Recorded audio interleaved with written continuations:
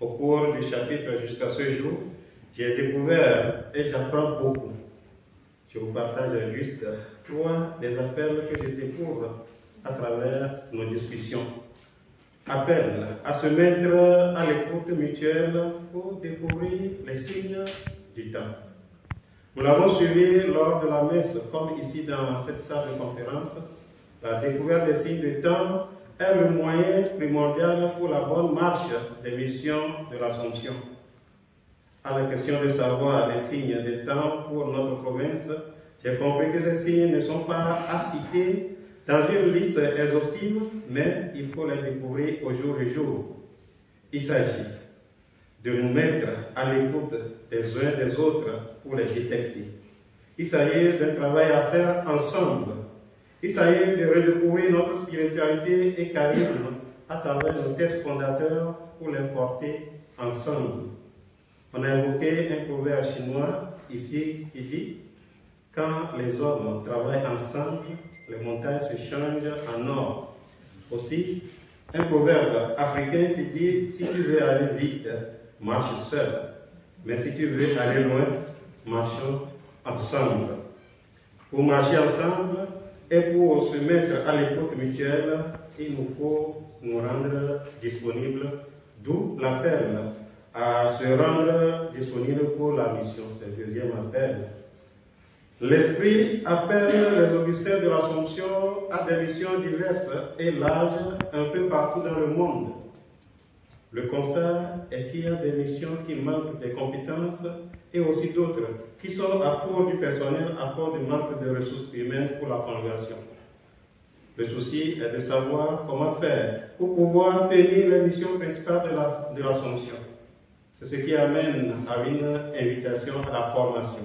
La formation intellectuelle, théorique, mais aussi et surtout pratique.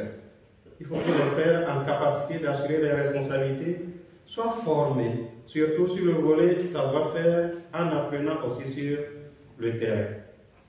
J'admire la simplicité avec laquelle les frères ont accepté les charges d'animation de ce chapitre et la façon dont ils les assurent avec du professionnalisme. L'expérience s'acquiert sur le terrain. C'est une question de se rendre disponible. Disponible pour apprendre, disponible pour écouter les anciens, disponible pour rendre service. Je me souviens d'une phrase du professeur Honorat Aguessi, les Béninois, qui disait dans son mot conclusif de ses conseils à nous les jeunes lors de la deuxième édition des voyages d'intégration au Bénin en 2010. Il disait qu'il nous faut apprendre pour apprendre, apprendre pour comprendre et apprendre pour entreprendre.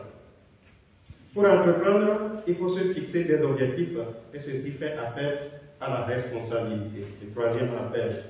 Appel à mener avec responsabilité les missions qui nous sont confiées.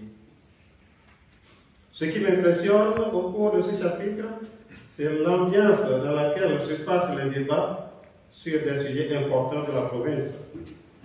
Une ambiance courtoise avec une attitude sereine qui permet à tout le monde de sortir des idées possibles pour trouver la bonne voie que l'Esprit souhaite pour l'Assomption dans les années à venir, avec cette particularité de l'alliance avec les laïcs. Les aînés disposés à accompagner les jeunes pour donner le meilleur d'eux-mêmes afin de se rassurer de la bonne relève. La simplicité dans les relations, les contacts faciles avec des causeries fraternelles qui permettent d'avoir une vision globale sur toutes les missions de la province m'invitent à une davantage prise de conscience sur le sens des responsabilités. Je vous remercie. Merci beaucoup. Peut-être que tout le monde n'a pas repéré que Vivien est l'économe du carrière de l'Afrique de l'Ouest. Donc, non, juste une précision. Merci. Donc, là, on repart en